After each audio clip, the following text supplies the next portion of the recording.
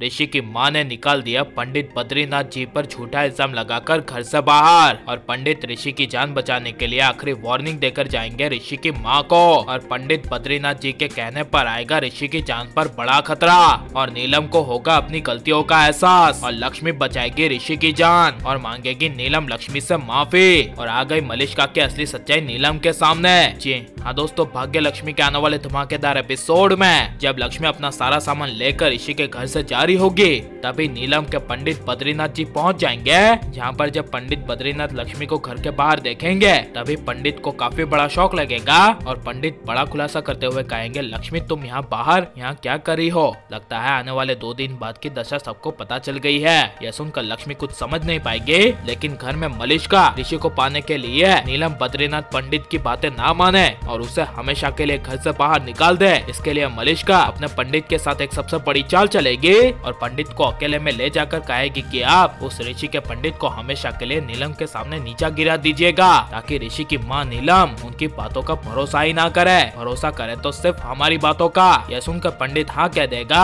लेकिन घर में जब नीलम पंडित बद्रीनाथ जी के आने का इंतजार करी होगी, तभी मलिष्का के पंडित कहेंगे, बद्रीनाथ पंडित आपके परिवार के लिए या किसी भी परिवार के लिए ठीक नहीं है, क्योंकि मैं उन्हें बरसों से जानता हूँ। वो पैसों के लिए कुछ भी कर सकते हैं और आपकी आंखों के सामने हुआ है कि जब जब ऋषि की जान पर खतरा आया है, तब तक सिर्फ उसके साथ लक्ष्मी थी, क्योंकि लक्ष्मी ऋषि की जिंदगी की भाग्य लक्ष्मी नहीं बल्कि सबसे बड़ा काल है, ताकि एक न एक दिन लक्ष्मी के बड़े खतरे की वजह से आपके बेटे की जान चली जाए और जो आपके बेटे की सारी प्रॉपर्टी है वो उस लक्ष्मी की हो जाए। यह सुनकर नीलम मलिष्का के पंडित की बातों में आ जाएगी। जहाँ पर जब घर के बाहर पंडित बद्रीनाथ लक्ष्मी को घर के अंदर जबरदस्ती अपने साथ लाएंगे और लक्ष्मी और पंडित बद्रीनाथ दोनों जब हंसते हुए आएंगे, तभी नीलम घर का दरवाजा खोल देगी और पंडित बद्रीनाथ एंड लक्ष्मी को हंसते हुए देख लेगी। जहाँ पर जैसे ही पंडित बद्रीनाथ जी घर के अंदर आएंगे, तभी नीलम काफी गुस्से से अपना पहला सवाल करेगी, आपको इस लक्ष्मी ने कितने पैसे दिए हैं? तब ये सुनकर पंडित बद्रीनाथ को काफी बड़ा शौक लगेगा और बद्रीनाथ कहेंगे, आप ये क्या बात कर रही है? लक्ष्मी ने कितने पैसे दिए हैं, इसका मतलब क्या है?